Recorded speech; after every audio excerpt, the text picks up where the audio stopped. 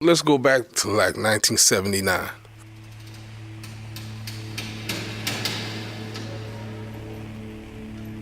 I had just turned 20, so I'm in adult prison.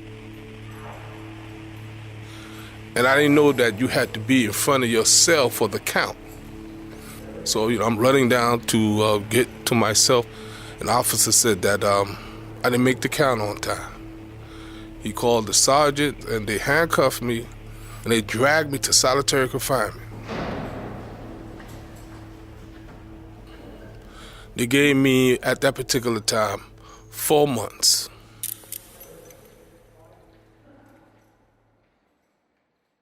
I wound up in Auburn in 1980. At that time, they were putting political prisoners in solitary confinement. So I met a lot of Black Panthers and Liberation Army people. I would talk with them and learn about things, but the administration told me there's no talking. And I continue to talk. I'm 20 years old, I'm curious, I'm engaging, and I want to know more. And they gave me 6 months on top of the 4 months. So I'm in there like around 10 months now.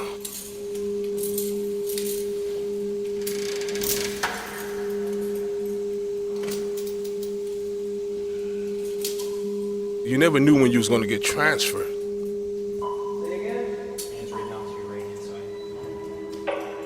During the course of the 10 months, I get transferred from Auburn to way upstate New York near Canada.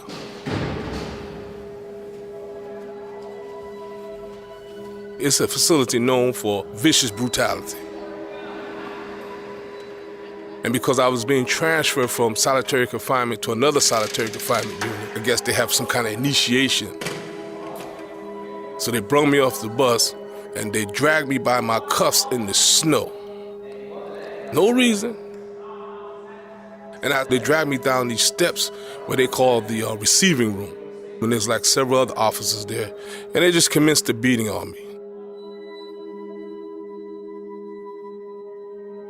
They're saying that this is what we do to problem people here. We're gonna have no problems here with you. And they didn't say it in those terms. I quote, they said, this is what we do to niggas like you that cause problems. And while there, they put me in this cell. I've never seen no medical attention or anything like that. I didn't see any property, no reading material, no writing material or anything. And I was afraid to talk really because what happened in Auburn, I didn't want to happen to me here. So people are calling out to me, hey, 3 cell, you all right? Hey, 3 cell, you need stamps, you need something to mail to your family, let your family know where you're at? But I'm petrified to talk. But by that time, I'm listening to the conversations once again of the men there. And I'm hearing, political debates, people playing chess. So I'm like, well, you can talk here. So I called down to a guy. I said, hey, this is 3 cell. Everybody got quiet. And one guy said, oh, you finally ready to talk now, huh? And I said, well, I didn't know you could talk up here. They said, we got our own set of rules.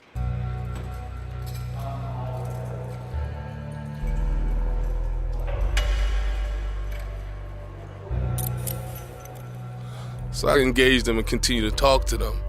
But because of the length of time after a while, I would get depressed because no one really went out back then.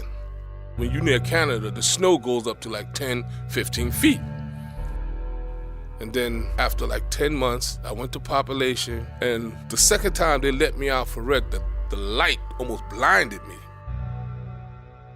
because I haven't seen sunlight in such a long period of time. So I'm like, oh man, I need to see a doctor about my eyes. This thing's tearing me up. I asked to go to medical. They ignored my request. And then I continued to complain. They said, but didn't we tell you when you come here, we're not gonna tolerate certain behavior. You're a troublemaker now because you're advocating for yourself. And they put me right back in the box. They gave me 6 months. Now I'm really kind of angry now because I know I'm being taken advantage of. This is not right. Other men up there, they're telling me, you could write this federal judge and she'll send you a habeas corpus so that you can sue. So I wrote to that judge and her clerk sent me a package. And then one day they came to search my cell. They found the legal material. And they try to use that as a pretext of having contraband. I got this in the legal mail. And they give me a year in the box for contraband. I got 6 months already for advocating for myself. And now I got a year for contraband. By this time, I'm just like, you know something? I don't think I ever gonna get out of this world when this thing is just madness.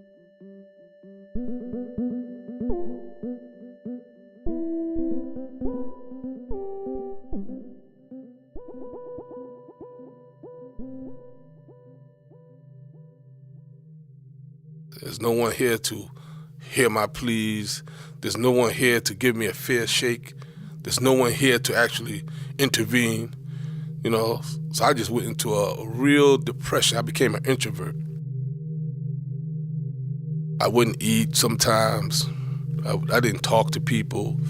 Some of the guys would try to call out to me and I wouldn't answer back. So I just, turned inward. I went between crying, depression, anger. I went through these emotional upheavals, and I did that for like maybe 15 months.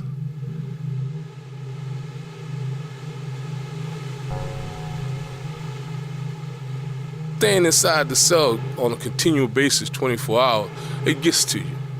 It gets to you. The sound, the smell, the food. And after a while, you see like the paint on the wall.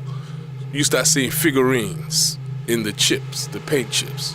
A fleeting moment of hallucination. And I would shake my head and say, oh, no, that's not real.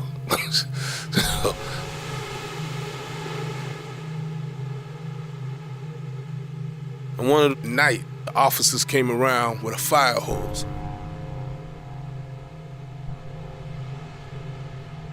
And they opened up the windows and they fire hosed every cell up there. When they got to my cell, that thing pinned me to the wall. I'm like, oh my God. I'm not drowning, but I'm incapable of evading this water. And then when he finished, I just slid down.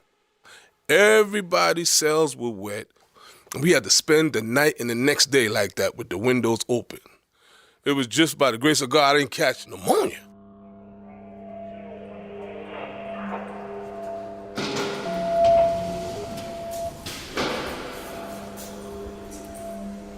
I didn't get out the box then until like 85. And while I'm out the box, I applied for college. At a Syracuse University, I was accepted, and I was doing pretty good. One of the reasons I was determined to learn because I remember going to trial, and I couldn't follow the trial. And I would ask questions, and my attorney will always say, don't worry about it. I got everything under control.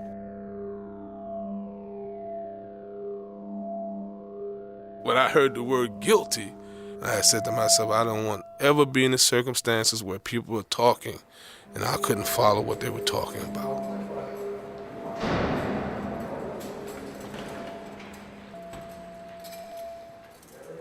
So I just had that drive to learn how to read.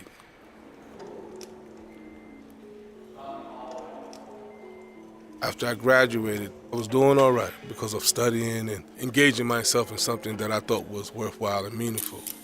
I became a clerk for the educational department. And I'm trying to help guys, encourage guys to get into school because I see what it has done for me. So I'm saying, hey man, y'all need to sign up for school.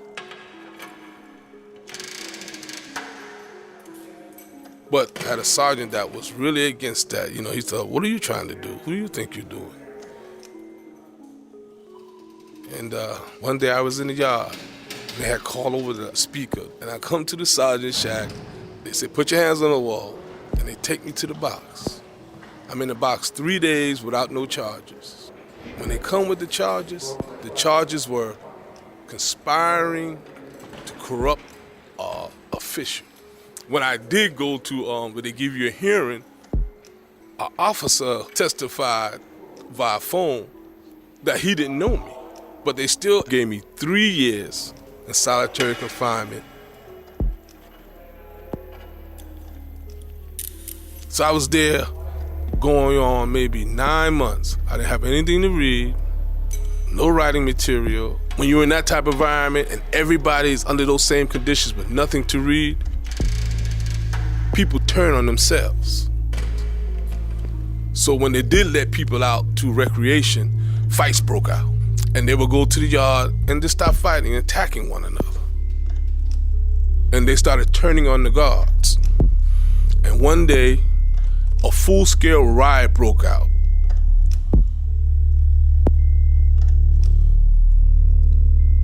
Now, mind you, most of the men are locked in themselves, so they never got a chance to participate in the riot. I was one of those persons. But when they came in, everybody paid the price. Everyone. They had masks on. They had all black. They started whipping people out. People were defecating on themselves, bleeding out of the nose and mouth. And later on that night, they sent me to Comstock, New York, and I went to their solitary confinement. The sergeant looked at me and they said, "You don't give us any problems for like 4 months, we'll let you out." And I did 4 months there, and the sergeant, a man to his word, came and got me. He took me out of there.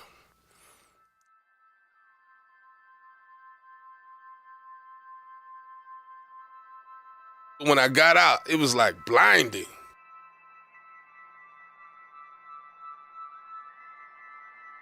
Since I've been home, eventually after like 8 years, I got a therapist. I just knew that there were certain things happening to me that I couldn't put my hand on. I knew I wasn't crazy, but I couldn't tell nobody because they would think I'm crazy. One time I panicked on the train station and had to get off at the very next stop just to get upstairs to get some air because I felt so trapped. There's certain things that would trigger those experiences sometimes. I know how to cope with it now. And when they let you out, they don't tell you, okay, well, you need to get therapy. They give you $40 and a ticket and say, hey, good luck. You off to your own. And if you make it, you make it. And if you don't, you don't. I'm Terrell Muhammad, and I like to say I'm a survivor of New York State incarceration system. This has been 6 by 9, produced by David Waters, executive producer was Francesca Panetta. Prison sounds came from PBS's Frontlines documentary Solitary Nation. This complements an ambitious project we've just launched at The Guardian called 6 by 9. It's a virtual reality experience which places you in a virtual segregation cell. To experience our virtual reality piece, please visit our website at theguardian.com/solitary-VR and email us at 6by9@theguardian.com.